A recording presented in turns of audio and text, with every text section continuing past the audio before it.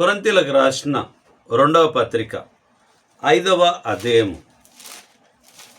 కొరింథీయులకు రాసిన 2వ పత్రిక 5వ అధ్యాయము 7వ వచనాన్ని మనం చూద్దాం ప్రియులారా. 5:7 గనుక ఈ దేహముతో నివసించుచున్నంత కాలం ప్రభువునకు దూరంగా ఉన్నామని ఎరిగి ఉండియు ఎల్లప్పుడూ ధైర్యం గలవారమై ఉన్నాం. ఎల్లప్పుడు కూడా మనం ఏం చేయాలి?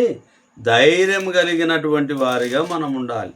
కొరింథీయులకు రాసిన 2వ పత్రిక 10వ అధ్యాయము 3వ వచనాన్ని మనం చూద్దాం. 2-3 వచనాలను మనం చూద్దాం. శరీర ప్రకారం నడుచుకొను వారమని మనుషుని గురించి కొందరు అనుకొనుచున్నారు కారా? అట్టి వారి ఎడల నేను తెగించి కాఠిన్యం చూపవలెనని తలంచుకొనుచున్నాను గాని నేను వచ్చినప్పుడు అట్లు కాఠిన్యమును చూపకుండానట్లు చేయుడని నేను మిమ్మును బతిమాలుకొనుచున్నాను. 3వ వచనం, మేము శరీరదారులమై నడుచుకొనుచున్నను, శరీర ప్రకారం యుద్ధము చేయము.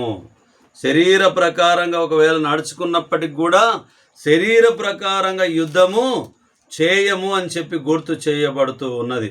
కొరింథీయులకు రాసిన 2వ పత్రిక 12వ అధ్యాయము 18వ వచనాన్ని మనం చూసినప్పుడు, మీ యొద్దకు వెళ్ళుటకు తీతును హెచ్చరించి అతనితో కూడా ఒక సహోదరుని పంపితిని. తీతు మిమ్మును మోసపుచ్చి ఏమైనా ఆర్జించుకొనేనా? మేమొక్క ఆత్మ వలననే ఒక్క అడుగు జాడలయందు నడుచుకొనుచు కొనలేదా? మరి ఏమైనా తీతు గారిని పంపించాను, మీ మధ్యలో ఏదైనా ఆశించి ఉంటూ ఉన్నారా? మేమందరం ఒక్క ఆత్మ ఉంటూ ఉన్నాము అని చెప్పి పౌలు గారు గుర్తు చేస్తూ ఉన్నారు.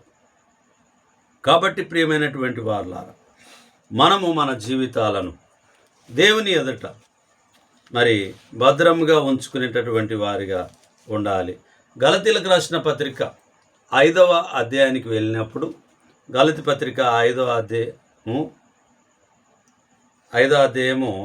16వ వచనాన్ని చూద్దాం. 16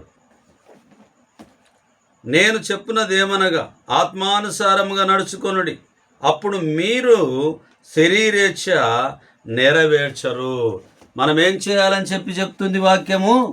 ఆత్మానుసారంగా నడుచుకోమని చెప్పి వాక్యం చెప్తూ ఉంది.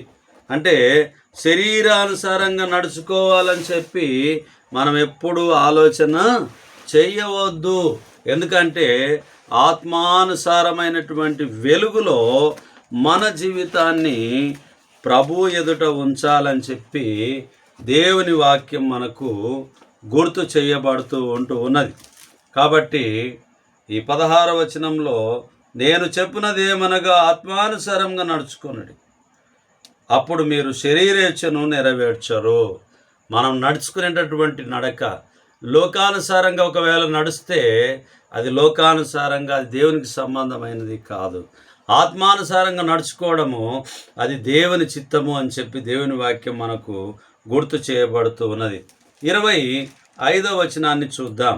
5వ అధ్యాయం కొరింథీయులకు రాసిన గలతీ పత్రిక 5వ అధ్యాయం 16 చూసాం. 25వ వచనాన్ని, మనము ఆత్మను అనుసరించి జీవించు వారమైతిమా, ఆత్మను అనుసరించి క్రమంగా నడుచుకొందుము.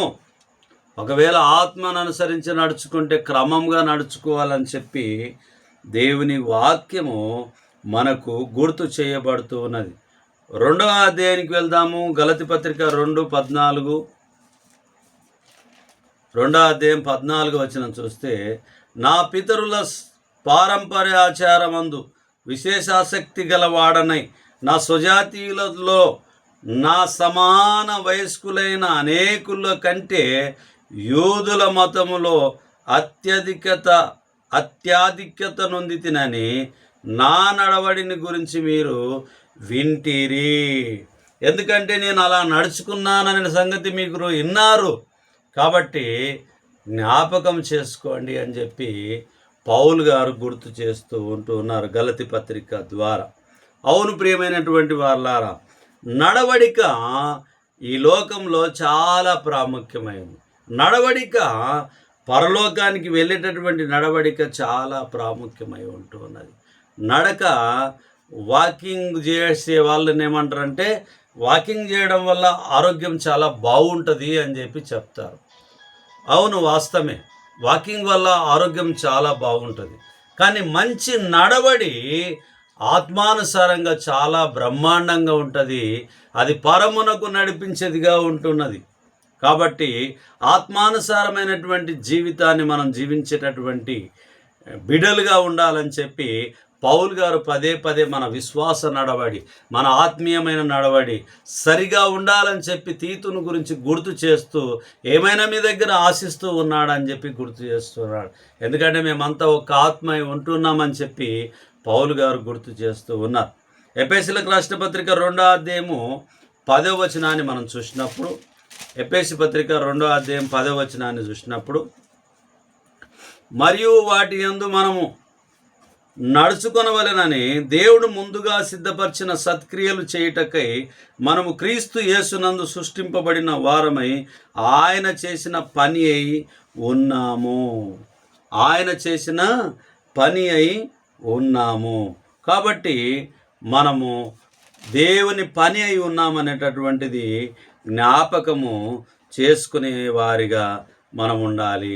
4వ అధ్యాయం గలతీ పత్రిక 4వ అధ్యాయము 1వ వచనాన్ని చూసినప్పుడు, కాబట్టి మీరు సమాధానమును బంధము చేత ఆత్మ కలిగించు ఐక్యమును కాపాడుకొనుట యందు శ్రద్ధ కలిగిన వారై ప్రేమతో ఒకరినొకడు సహించుచు.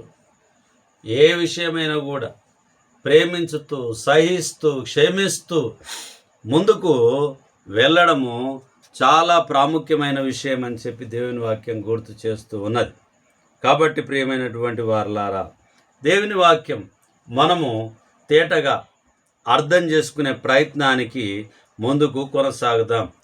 5వ అధ్యాయం, ఎఫెసీ పత్రిక 5వ అధ్యాయం 2వ వచనాన్ని చూసినప్పుడు, క్రీస్తు మిమ్మును ప్రేమించి పరిమళ వాసనగా ఉండుటకు మన కొరకు తన్ను తాను దేవునికి అర్పణముగాను బలిగాను అర్పించుకొనెను. అర్పణముగాను బలిగాను అర్పించుకొనెను. 8వ వచనాన్ని చూద్దాం. మీరు పూర్వమందు చీకటై ఉంటిరి, ఇప్పుడైతే ప్రభువునందు వెలుగై ఉన్నారు. ఇప్పుడు ప్రభువునందు మనం ఏమై ఉన్నాము? వెలుగై ఉన్నాము. 15వ వచనం 16వ వచనం చూసినప్పుడు, దినములు చెడ్డవి గనక మీరు సమయమును పోనీయక సద్వినియోగము చేసుకొనుచు అజ్ఞానుల వలె కాక జ్ఞానుల వలె నడుచుకొనున్నట్లు జాగ్రత్తగా చూచుకొనుడి. సమయమును పోనీయకుండగా, అజ్ఞానులుగా కాకుండా జ్ఞానులుగా నడుచుకోమని చెప్పి దేవుని వాక్యము గుర్తు చేయబడుతూ ఉన్నది. కాబట్టి మనము అలాంటి మంచి ఉద్దేశం కలిగి మన నడవడిక దేవుని ఆధీనంలో, దేవుని చిత్త ప్రకారంగా ఉండాలి. ఫిలిప్పీయులకు రాసిన పత్రిక 3వ అధ్యాయము 16వ వచనాన్ని చూసినప్పుడు, అయినను ఇప్పటి వరకు మనకు లభించిన దానిని బట్టి క్రమంగా నడుచుకొందుము. మనకు లభించిన దానిని బట్టే క్రమంగా నడుచుకొందుమని చెప్పి దేవుని వాక్యం గుర్తు చేయబడుతూ ఉన్నది. నిజమే ప్రియులారా, మనము క్రమంగా నడుచుకునేటటువంటి బిడ్డలుగా మనం ఉండాలి. కొలసీలకు రాసిన పత్రిక 1వ అధ్యాయము 10వ వచనాన్ని మనం చూసినప్పుడు 9-12 వరకు కలుసుకొని, అందుచేత ఈ సంగతి వినిన నాట నుండి మేమును మీ నిమిత్తము ప్రార్థన చేయుట మానక మీరు సంపూర్ణ జ్ఞానమును ఆత్మ సంబంధమైన వివేకము గల వారును ఆయన చిత్తమును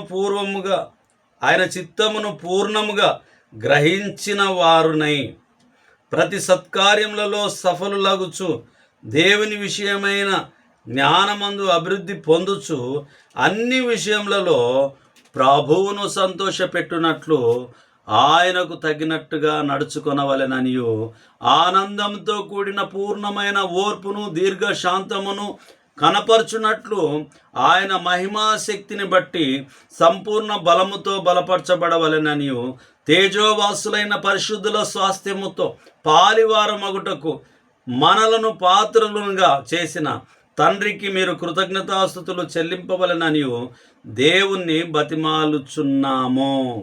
అవును ప్రియమైనటువంటి వారలారా, సంపూర్ణంగా మనం మార్పు జరగాలని చెప్పి దేవుని వాక్యం మనల్ని గుర్తు చేస్తూ ఉన్నది.